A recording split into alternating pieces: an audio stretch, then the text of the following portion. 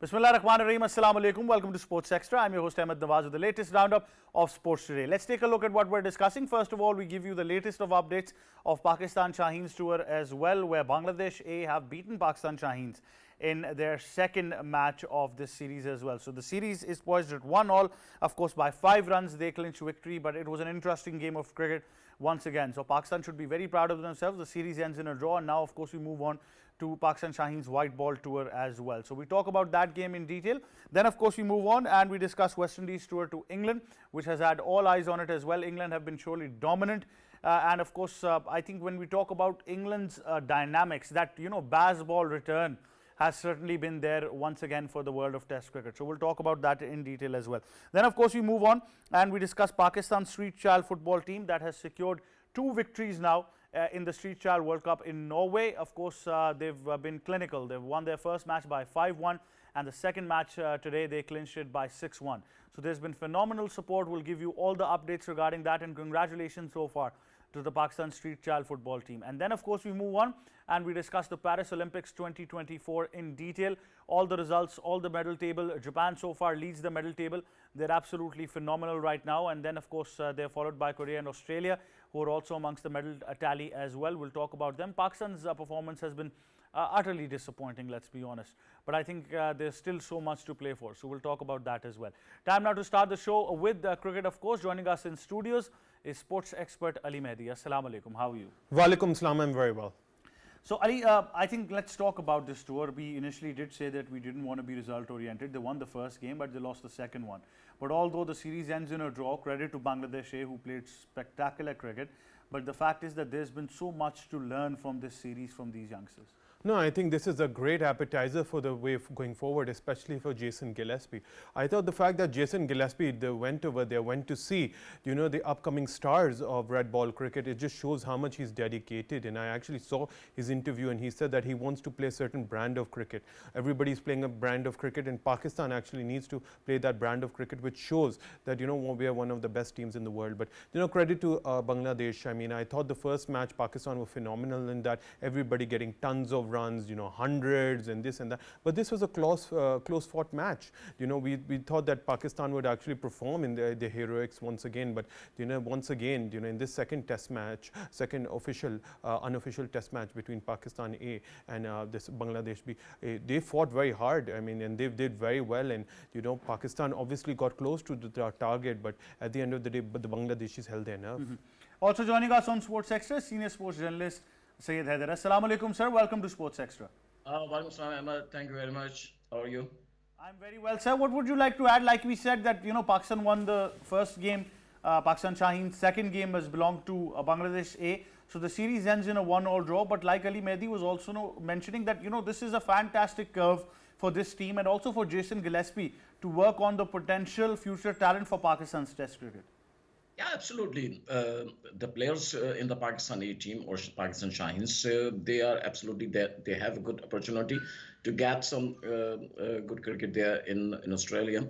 And Jason Gillespie is a well-experienced coach, and he knows very well that how to maintain and manage the Pakistan team. As he has said in 2 press conferences, that he knows the problems and the difficulties of the Pakistani players outside of Pakistan. So I think he will manage everything what the Pakistan right now is having the problems. But important thing is that the players who are visiting in Australia and they are playing the Bangladesh, how would be the useful and fruitful for the Pakistan players to play against the Bangladesh in Australia. But on the Australian pitches, it would be better that if you could play against the Australian team. But if you are playing against Bangladesh in Australia, then it's something. It's a sort of your tendency of cricket against the Bangladesh because you should be more aggressive than Bangladesh. Today, what they have lost the match against the Bangladesh, it should be won by the Pakistan team. Only the 5 runs they were short to get the victory, but I think the batting they have to do something, and they have to get this match easily against the Bangladesh, because in Pakistan A team a lot of well experienced players, but in the Bangladesh team most of the players, they are youngsters, or they don't have too much experience of international cricket, and they are playing against Pakistan. So this is the most important thing. I think Jason Gillespie should think about it. The players who are playing in the Pakistan A team, really, they are eligible to play for the Pakistan A team, or they should be the more young players in Pakistan A team. Well, Sir Haider, if we talk about the whole concept where I think Jason Gillespie has been instrumental, do talk us through the fact that I think then it all depends on the consistency that you give to the system or the management as well. If Gillespie is given the long run in Pakistan, I think for now, really need to consider that the World Test Championship is an equally important ICC tournament. The fact is that the share of Test cricket we play is already embarrassing. And then there's lack of focus for our players to think about Test cricket in terms of the World Test Championship. Yeah, of course. In the Test Championship, Pakistan share is not too much like other teams. They have the India or England. They have the major share. But in all conditions, if you are not getting a big share in the Test Championship, but still you have enough time and enough matches to show something, show your talent. And Jason Gillespie, he has to because he is only the coach of the Test team. This is the problem there in Pakistan team, because the Pakistan team, Pakistan players, they have to shift always from Test cricket to 50 over or T20 cricket, because they play immediately after Test cricket, T20 cricket or something. So it is always a conflict between the management, I think. It's a new strategy of the teams, that they are getting different coaches of T20 and 50 overs and Test cricket. But I think should be one coach, and he could see better than two coaches. One coach, he can see better who is the best and fit for which format.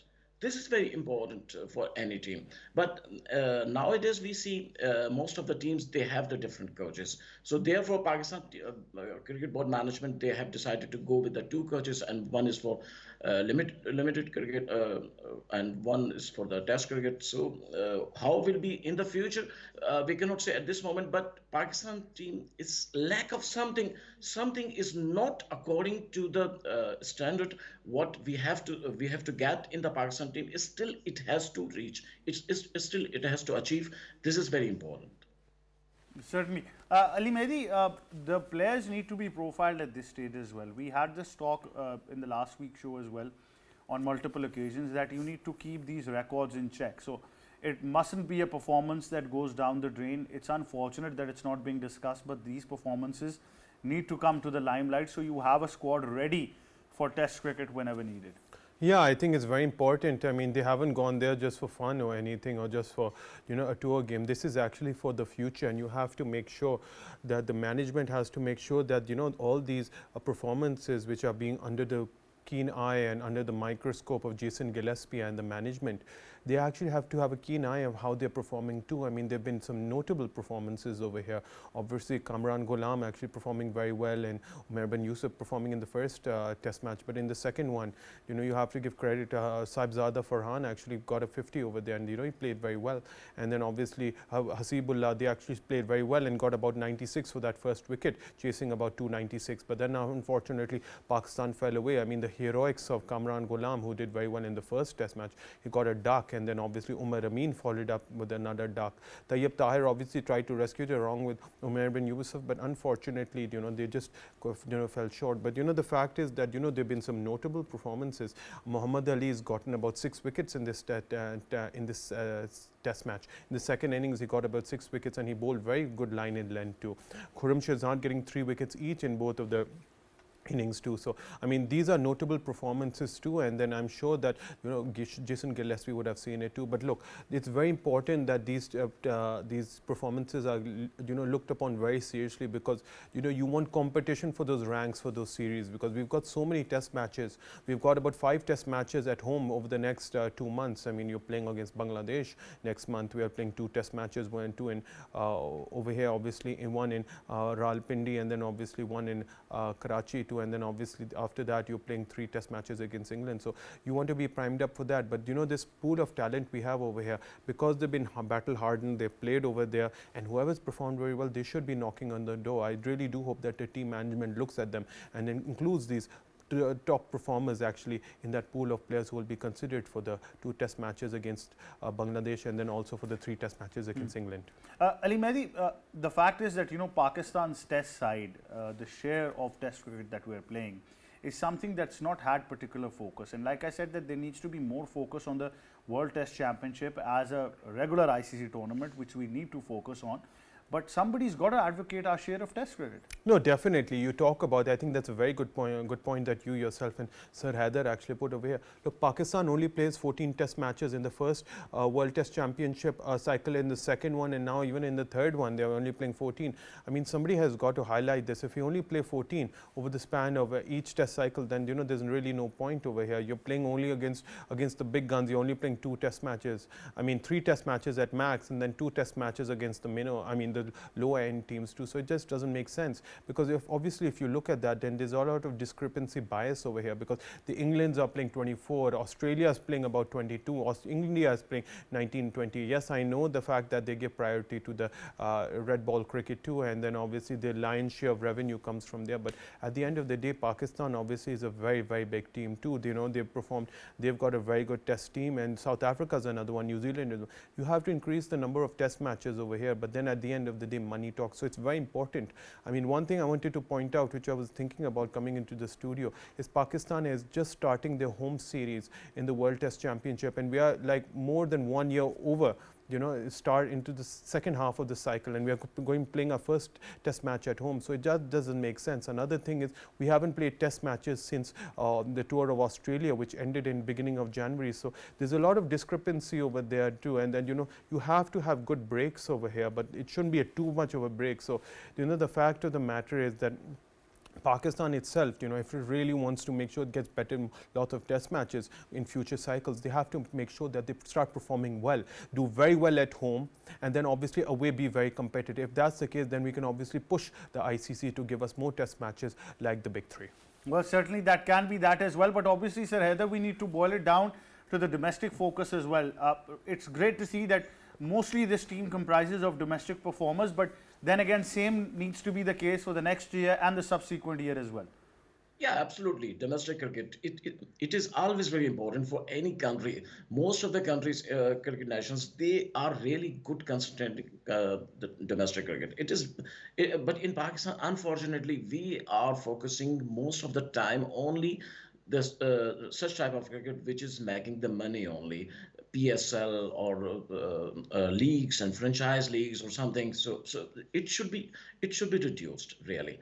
We have to manage the 4 days cricket or 5 days cricket more and more, by which we will get some really good authentic players, because of the cricket format, 4 days format is authentic format only, and the players who can perform in the 4-day cricket, they can be better in the T20 format or 50 overs cricket, because they know very well that how to play in any format. But if you will not provide the 4-day cricket to the domestic players, then you cannot discover the players. In this team, which is touring right now in Australia, if you see, I think 4 or 5 players, they are playing the domestic cricket for last 10, 15 years. Omar Amin, he has made debut in 2009 in England, I think, in Test match. So after 14 years, still he is in the Pakistan A team. But some players who are young players and they are performing in domestic cricket, they are still looking to get some chance in the Pakistan A team. So such type of the criteria we have to change. We have to see really which player is performing in domestic cricket and who is the future of the Pakistan cricket. A player who is 34, 35 years old, he is not the future of Pakistan cricket. Pakistan cricket future stars are in the 20s, 24, 25. The selectors, the management, they have to make a point that the players who are the young players and performing, they should be selected in Pakistan A team. And Pakistan A team tours not only to play against Bangladesh or Zimbabwe or West Indies, it is not enough for you. You have to play against the big nations. Even if you are not getting the England A team, you can try to get matches against the counties. I think they will be available to play some matches. They have always some slots open there they can play. So Pakistan Cricket Board management, they have to concentrate, they have to focus the tours against the big nations, Australia, England, South Africa. Then you can get really good talent. But if you will play against the lower teams, then the the talent will be hidden and you will get always problems in the international team. Ali Mehdi, that's a brilliant point that Sir Haider mentions. I mean, that factor of the future course of action for identifying players, age does become a number in there as well. Age is extremely important. You're looking at the talent of the future. What is the name of the Pakistan team? Pakistani team, it's Pakistan Shaheens. The upcoming players, the players who've actually come through the system, who've come to the under-19s, who've come, played domestic cricket. So obviously you're looking at anybody below 30. I would say, okay, fine, you can give them, the benefit of the doubt and play till 30. But any player above 30 actually doesn't make any sense. I think Sir Heather put a very good point over here that you're talking about Umar Amin. He actually made that debut in that series when Pakistan played Australia in the England, neutral yes. in the neutral series when Pakistan won at Leeds and lost the first Test match too.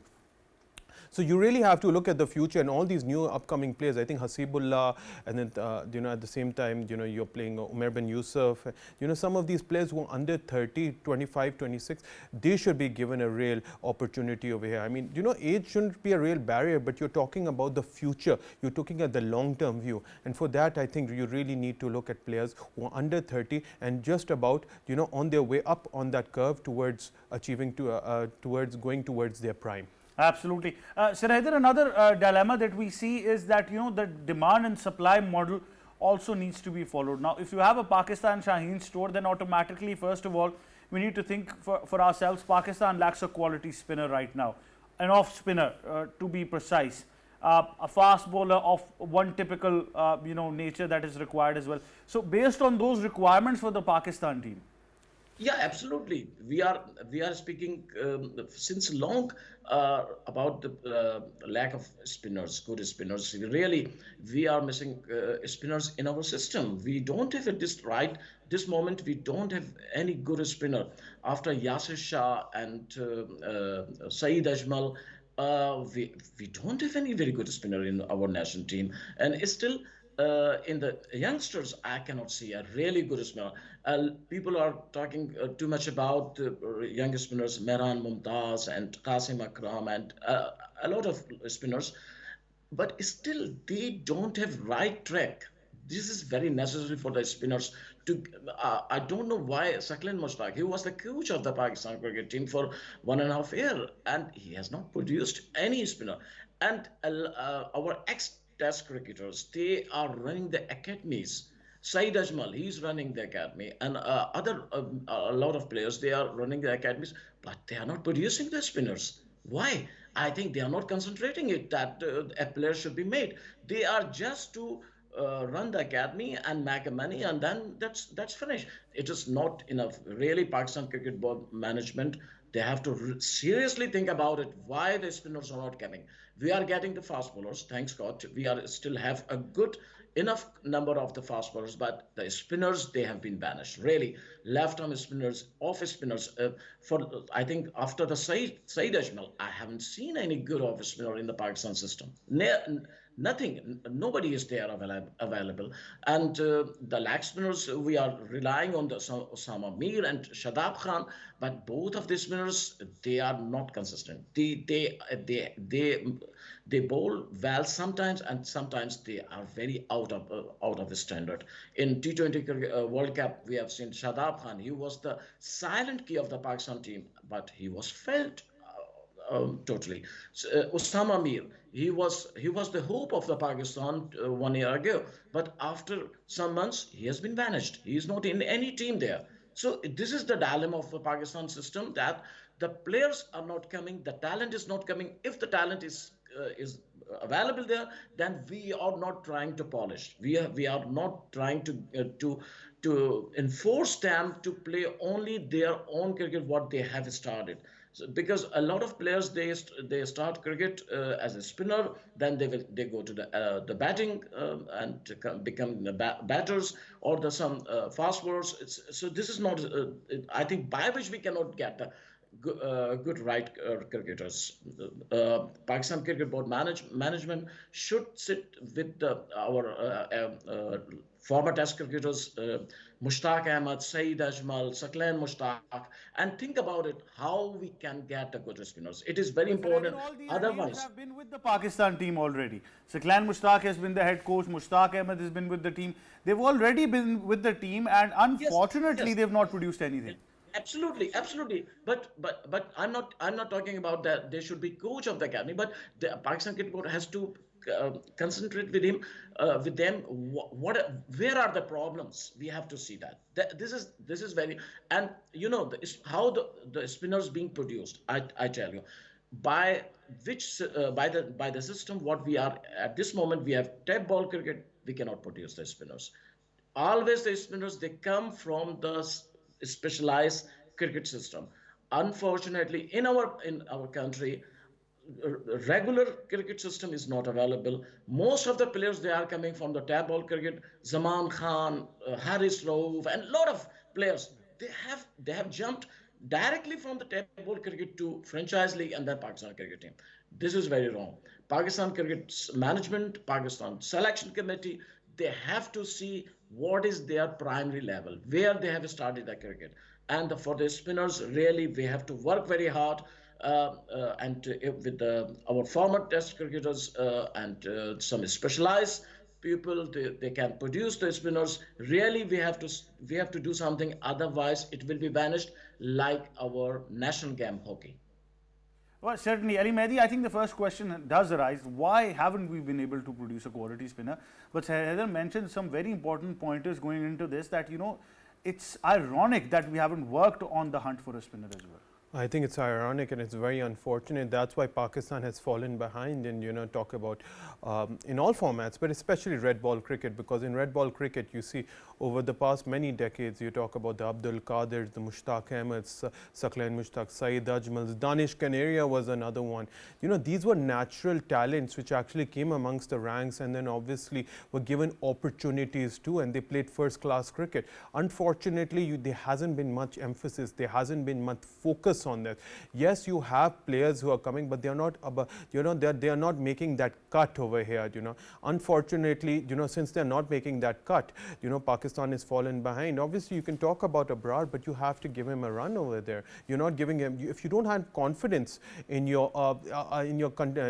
spinners right now, especially in red ball cricket and in the system, then how are you going to produce cricketers over here? So that's why I have to say it's not only the system, but the fact of the matter, the people who are involved. I mean, even the coaches and the team management and the academies. Unfortunately, their eye hasn't been there, and they haven't really been able. They've unfortunately failed, and due to which Pakistan cricket has suffered. Certainly, Ali Mehdi, thank you very much for joining us on Sports Extra. Now, of course, we move on and we discuss the Street Child Football World Cup with you in detail as well. Pakistan team has been off to a terrific start, winning 2 out of 2 games. To talk more on this, we've been joined by fellow anchor expert and somebody who's accompanying the team in Norway as well, Syed Mohammad Awais. Assalamu alaikum, welcome to Sports Extra. Walaikum salam, Ahmed bhai. Thank you so much. Right, Awais, what would you like to highlight? Of course, 2 victories to celebrate. Congratulations to you and the team. How's the competition been so far?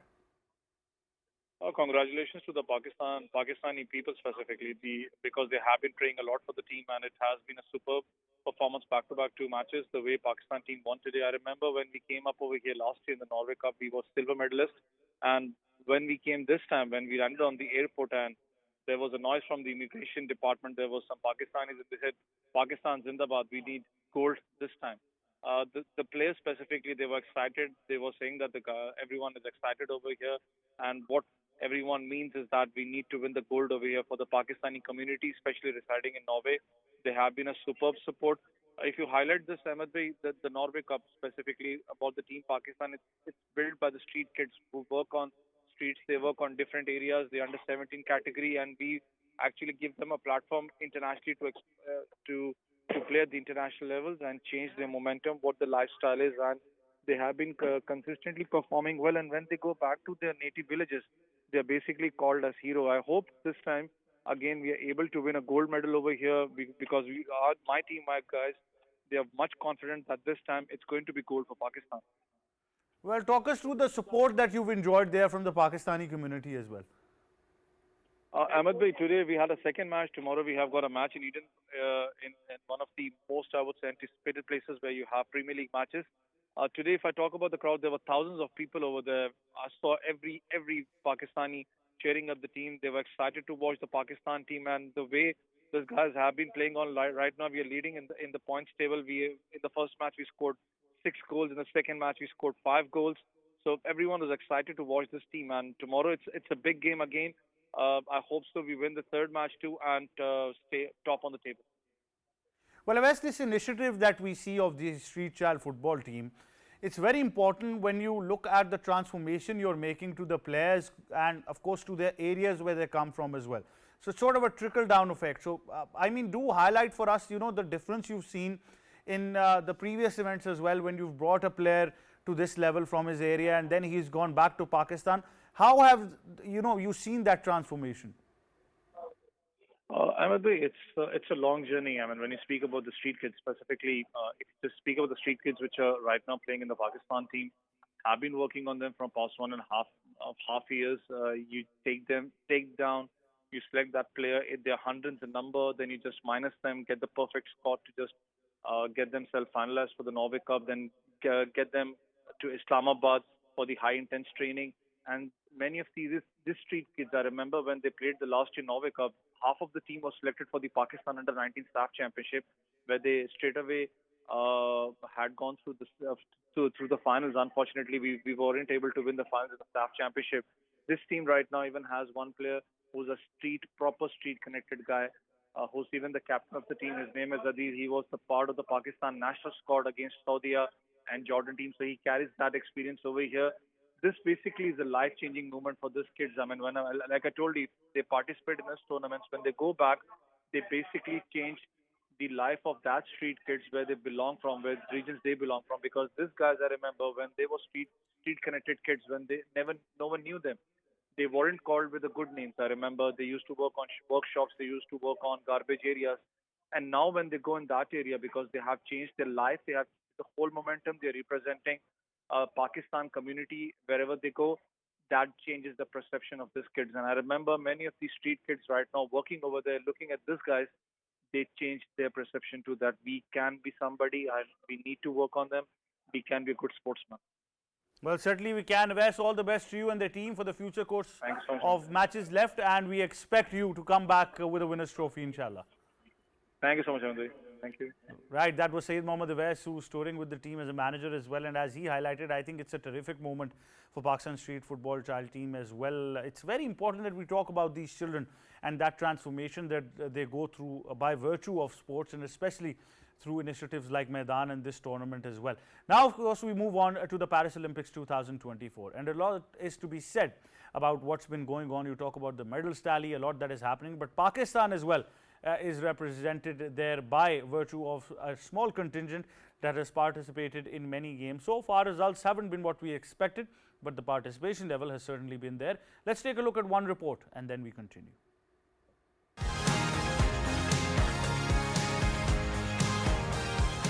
Pakistan's performance at the Paris Olympics 2024 has been challenging so far. Pakistani swimmers Ahmed Durrani and Jahan Ara have not advanced to the next rounds in their events, falling short of the qualifying times. Similarly, in the 10-meter air pistol event, the shooters did not manage to score spots in the finals due to intense competition and insufficient scores. Out of the 7 athletes representing Pakistan, 4 have been unable to progress in their respective discipline. Despite these setbacks, the remaining athletes continue to compete with determination, aiming to achieve better results and potentially secure medals for the nation. The focus remains on supporting these athletes and acknowledging their dedication and hard work, regardless of the outcomes.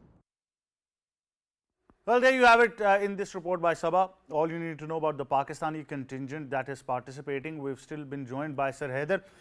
Sir, first of all, let's talk about Pakistan. I mean, for a country to produce results in an Olympic Games cannot be an overnight process. It has to be something that, requires a lot of hard work, dedication, and a policy that goes on for years, and focus and preparation. And it's very unfortunate still that we've got a very limited contingent, but obviously results have not been in the favor. Yeah, absolutely. Ahmed, it's not a 1 or 2 day story because if you're going to represent in Olympics, then you have to make really your plan and you have to be ready. Not only in 1 month, 2 months, you have to be ready before the years.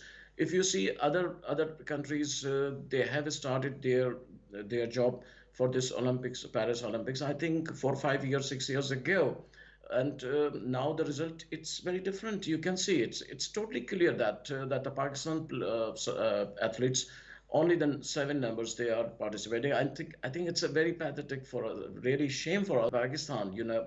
What is this? It's really a situation what we can see. Because the Pakistan Olympic Association, there are conflicts, two groups, one is fighting to each other, and the Pakistan government and the people who are in the power to change the policies and change the management, they are not taking interest.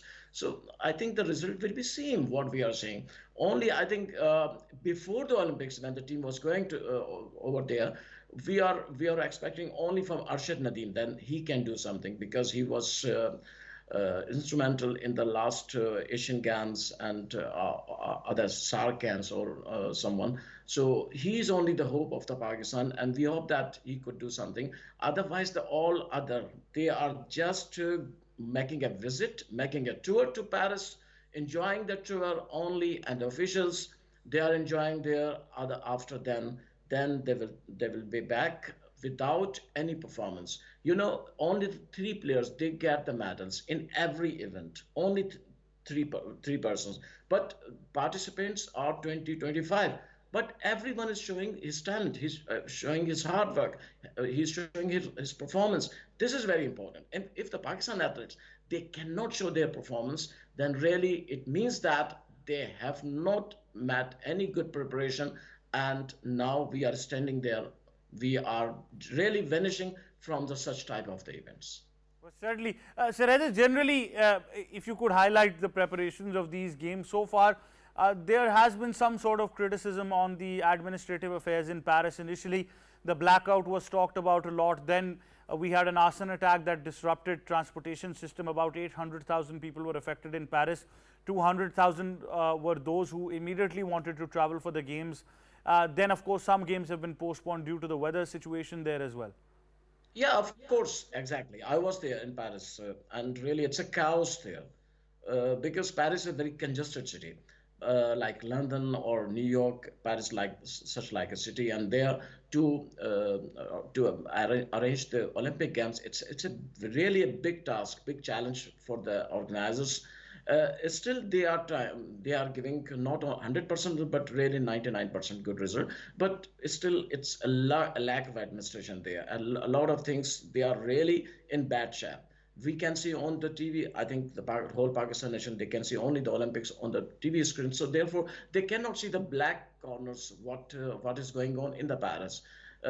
Olympic Games, it's a highly expensive event of any type of the sport in the world, and how many peoples they are suffering from these Olympic Games.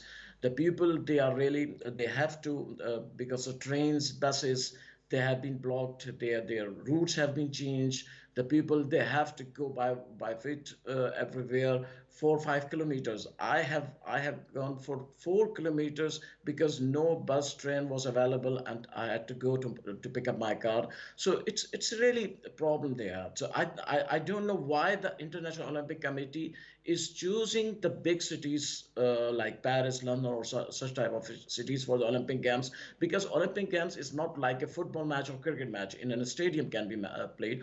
Because for the Olympics you need a lot of venues, and open on the streets will be also engaged. So therefore, I think IOC should think about it in future, not go for the big cities, but the such type of cities where they are not congested cities, by which the people will not be suffering more and more, like in Paris the people are getting. Well, certainly they are, and that really sums it up as well. Thank you very much, Sir Heather, for joining us. Thank you. Now, of course, I think we need to talk about the medals tally as well. So far, it's been very interesting, but still the games are a long way to go as well. But let's take a look at the latest tally of medals on the table. Hello world, where you been? I've been waiting for you and your friends. One love begins. Tip top, we're starting at 10. If you believe that we can make some magic happen, say yeah. 2024 Olympic Games is underway in Paris, where the United States are once again favorites to top the medal table yet. United States is leading overall with a total of 12 medals, 3 gold, 6 silver and 3 bronze. Japan and the Republic of Korea are tied for the most gold medals, each with 4, and have a total of 7 medals each. Australia follows closely with 4 gold and 6 total medals.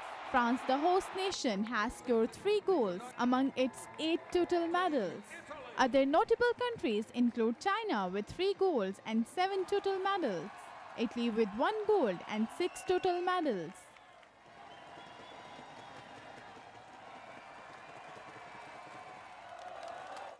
Well, there you have it. All you need to know about the latest medal tally in this report by Sabah as well. And I think nations are head-to-head competing in fantastic competitiveness in these all disciplines of sports at the Olympics 2024. And of course, exciting as always, isn't it? Because obviously the next time you see these games, it's going to be in LA. So it's going to be fantastic once again. And we'll keep on updating you with the latest of medals, results and tables as well. On that note, that's all we have time for. From me and the entire team of Sports Extra, it's goodbye for now.